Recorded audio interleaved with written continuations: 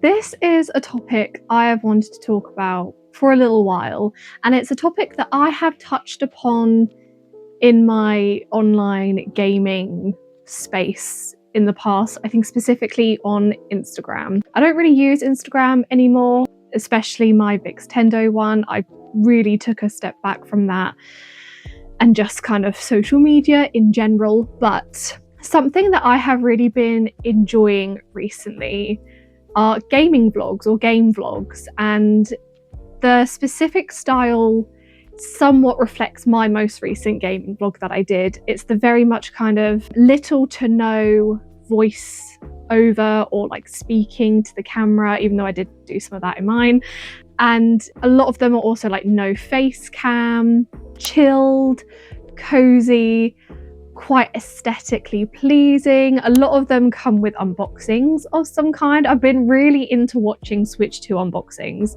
I wonder why. It's because I don't have one and I want to live vicariously through those that do. But this style of game vlog that I've kind of been consuming a lot of recently, I noticed that obviously a lot of them have a very lovely PC gaming setup, and it had me thinking about one of the many reasons as to why I wanted to take a step back from posting setup content, posting gaming setup pictures on Instagram and just on the internet in general. And that is because, you know, jealousy and envy are very powerful emotions, and they can very easily take the joy out of things, especially our hobbies. I very much fell into that trap. Now, back in 2021, so we were still very much feeling the effects of the pandemic and the lockdowns. And that is when, I'd say 2020, that's when my online gaming space really picked up, kicked off. And I think for a lot of people it did, because it was one of the ways we looked for communication and community. You know, we were all locked away in our houses, probably getting driven mad by whoever we were living with. And we just wanted a sense of community. And, you know, the internet, you can say what you like about the internet, but one of the great things about it is that we can connect with people. And that very much helped me through the lockdowns. During that time, I was in a financial position where I was able to get a gaming PC. Now, upon reflection, did I need it? Absolutely not. Absolutely not. And a year later or 2 years later, I then moved away for 3 years and I didn't touch it while I was at university. My PC, my poor PC, went unloved and unused for 3 years. Even when I was here for the year that I had it, I didn't use it to the extent that I probably should have done, or to the extent that the investment that it is, you know, I should have used it for. I have been a handheld console girly from day dot, and I think I always will be. But because I was in the gaming online space and I saw these just beautifully aesthetically pleasing PC setups springing up all over my Instagram, I just had this sense of like, I had FOMO. I felt like I was missing out on something really big and really important. So I decided to go into my savings and use over half of my savings to buy a PC. I had no real knowledge of PC parts and things. I got mine pre-built. I even asked a friend of mine all of her specs, and I literally just copied and pasted her specs into the website, and I was like, this is what I want, and they just sent it to me.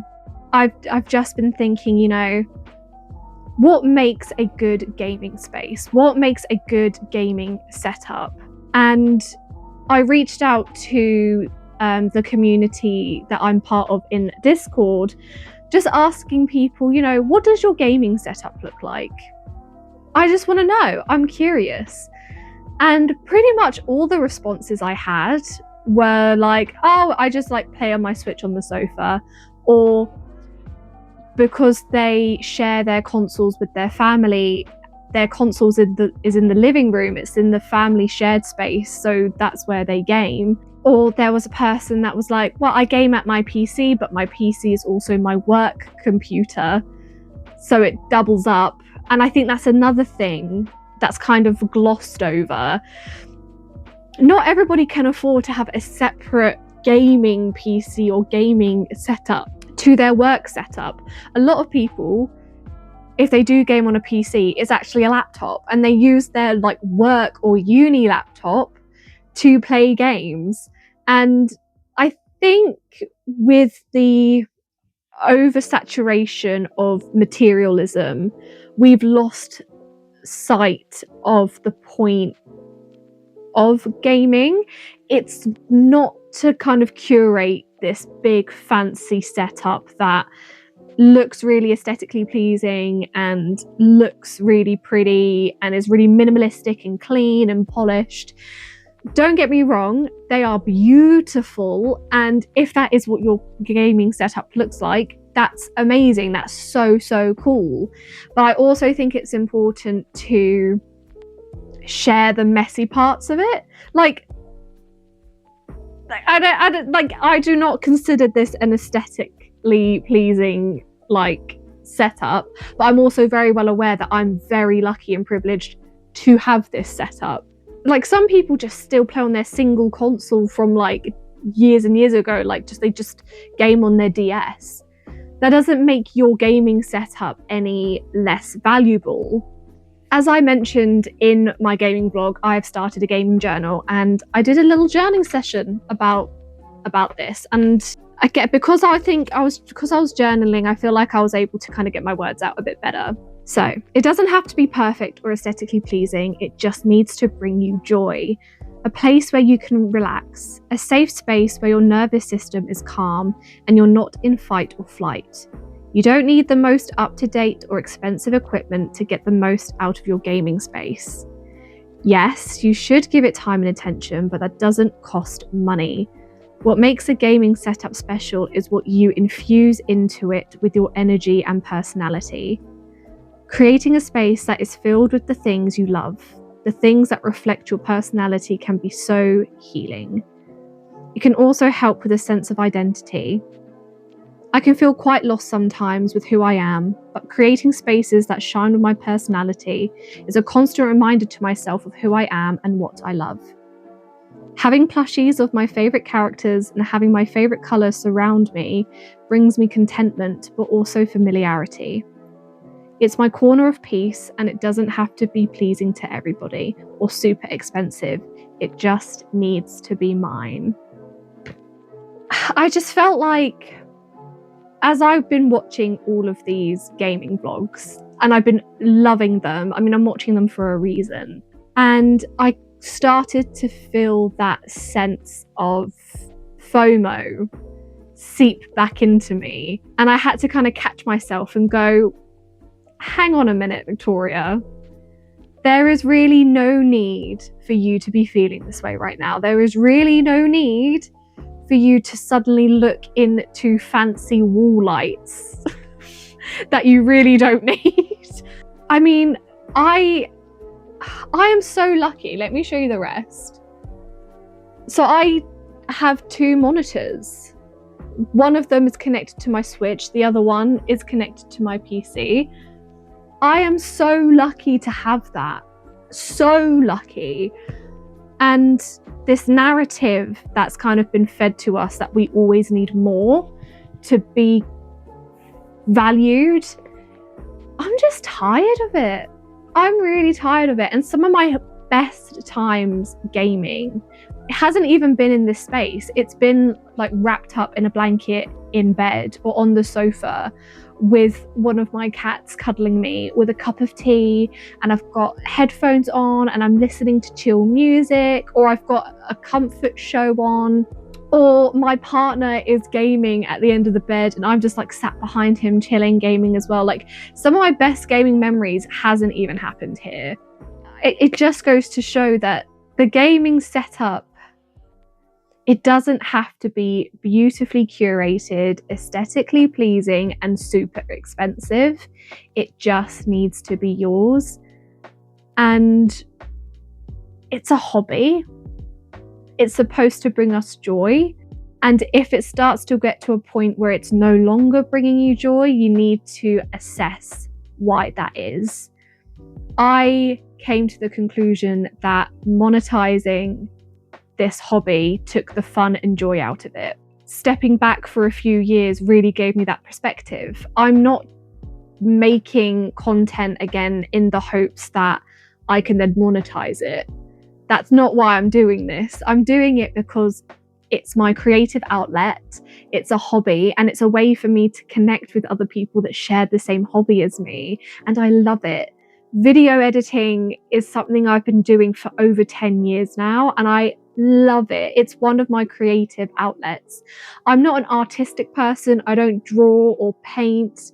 I'm not a baker or a chef. You know, I don't make music. That's not where my creativity flows. My creativity flows in video editing and possibly, if I ever get back into it, writing. I don't know if this video makes any sense. This is a little bit of a ramble and very much unscripted apart from my journal entry, but this was just something that was on my mind, and I would really love to hear your thoughts about it in the comments below. I would love to know what kind of setup you have. Do you have a really beautiful, aesthetically pleasing setup? If so, amazing. Like, if that is something that you've put time and effort and money into, that is still an amazing thing. And I don't want this to come across as if I'm hating on that, because I'm not. I think, you know, if that's your space, then amazing. But I think what I want to do is bring light to those setups that don't look like that, that are just as amazing, that are just as beautiful in their own way, even if they don't have the best cable management and they're a little bit messy and they have plushies just rammed into the corner. You know, their monitors don't match. And, you know, if you spend 95% of your time doing your work rather than gaming, that is okay too. This was just a little thought dump, and I guess a mini kind of introduction to my PC setup that, like I said, should probably get a bit more love than it actually does. I think that was everything I wanted to ramble at you for. So thank you for watching, and I hope I get to see you very, very soon. Bye!